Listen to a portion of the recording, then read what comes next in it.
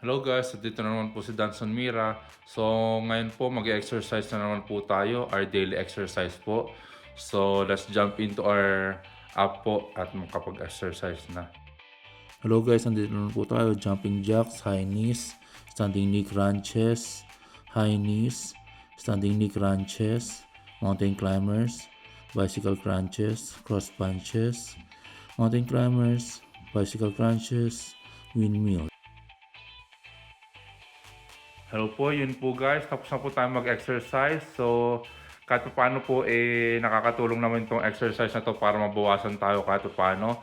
So, please follow, like, share, comment on my videos.